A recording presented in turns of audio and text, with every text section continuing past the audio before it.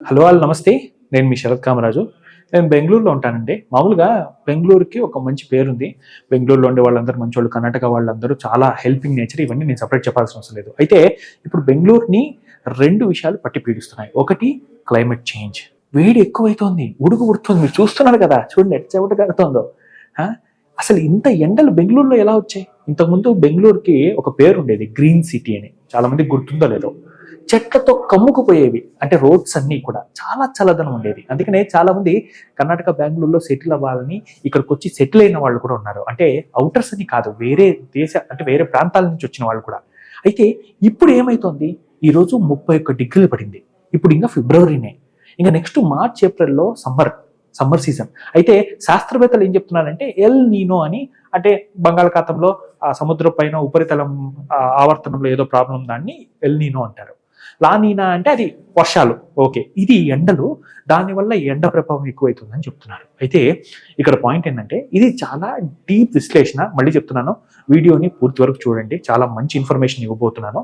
నా అభిప్రాయాన్ని మీతో నేను పంచుకోబోతున్నాను. ఫస్ట్ పాయింట్ ఏంటంటే ట్రాఫిక్ ఎక్కువగా ఉండడం వల్ల మెట్రో స్టార్ట్ చేశారు. మెట్రో కోసం చాలా చెట్లని నరికేశారు, అంటే కొట్టేశారు.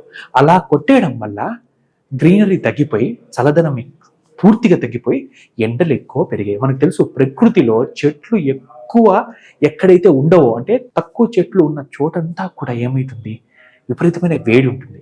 ఇప్పుడు ఆంధ్రప్రదేశ్ కానీ, తెలంగాణ కానీ, మన తెలుగు రాష్ట్రాలు అవి పక్కన పెడితే చెన్నై కానీ, డిఫరెంట్ ప్లేసెస్ కన్నా కర్ణాటక, బెంగళూరుని ఎందుకు ఎక్కువ ప్రేమిస్తారు, అభిమానిస్తారంటే ఈ క్లైమేట్ కోసమే. కానీ ఆ క్లైమేట్ కూడా ఇప్పుడు రాను వెళ్తోంది. బికాస్ మెట్రో వచ్చింది. మెట్రో దేనికోసం వస్తుంది? ట్రాఫిక్ని తగ్గించడానికి మెట్రో వచ్చినా కూడా ట్రాఫిక్ తగ్గిందా? తగ్గట్లేదు. దీనికి కారణం ఏంటి? ప్రతిదీ ఇంటర్లింక్డ్. ట్రాఫిక్ తగ్గకపోను చెట్లను కూడా కొట్టేశారు. ఆ చెట్లు కొట్టేయడం వల్ల వాతావరణం వేడి ఎక్కువైపోతుంది బెంగళూరులో. సో నేను చాలా మంది అభిప్రాయాలు సేకరించి వాళ్ళందరితో డిస్కస్ చేస్తే కొంతమంది ఏమన్నారంటే, ముఖ్యంగా పబ్లిక్ ట్రాన్స్పోర్ట్ ని ఎక్కువ మంది యూజ్ చేయట్లేదు.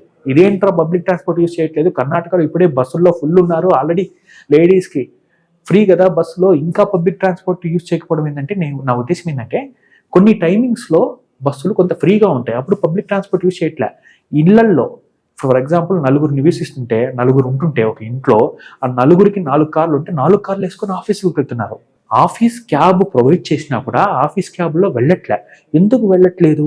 బేసిక్గా ఆఫీస్ క్యాబ్ మార్నింగ్ పిక్ చేసుకునే దానికి కూడా టైం పడుతుంది.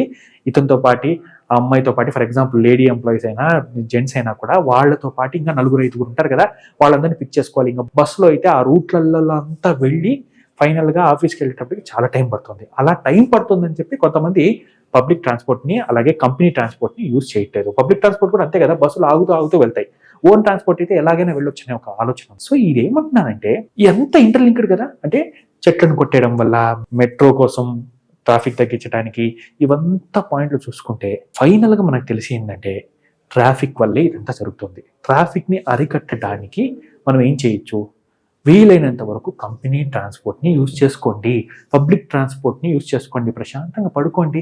మీకు వాహనాలు డ్రైవ్ చేసేదానికి కానీ, బైక్ 2 వీలర్ కానీ, పొల్యూషన్ ఇదంతా దారుణంగా ఉంటుంది కదా. బైక్లో పోతుంటే పొల్యూషన్ ఎక్కువ ఉంటుంది. కార్లో పోతుంటే విసుగు వచ్చేస్తుంది. గేర్ వేయాలి, క్లచ్ చేయాలి. ఒకవేళ గేర్లెస్ అయినా కూడా కాన్సన్ట్రేషన్ చేసి నడపాలి కదా కార్లు.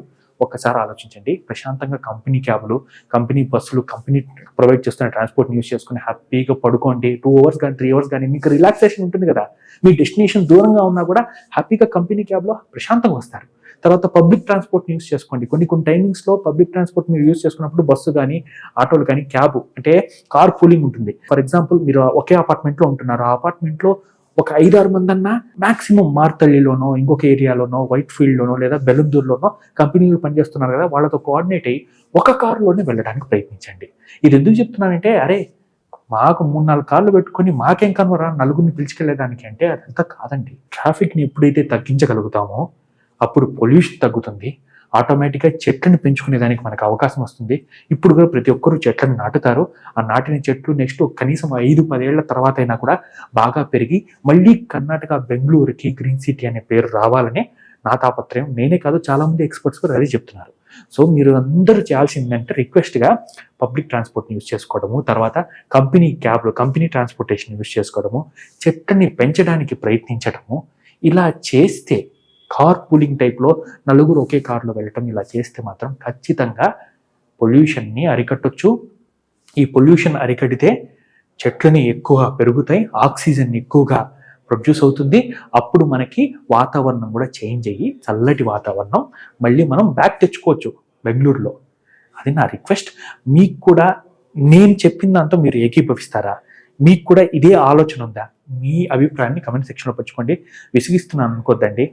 మీకు తెలిసిందే, బయటికి వెళ్తే ట్రాఫిక్ వల్ల అసలు ఏ పని చేయలేని పరిస్థితి, అసలే ఉరుకుల పరుగుల జీవితం. ఇంత ట్రాఫిక్ ఉంటే మార్నింగ్ ఎప్పుడు వెళ్ళాలి, నైట్ ఎప్పుడు రావాలి? ఒక్కసారి ఆలోచించండి. కొంత సర్దుకోగలిగితే మంచి భవిష్యత్తుని, మంచి సొసైటీని మనం చూడగలం. అందుకంటే ఏం లేదు, it's a request. Thank you.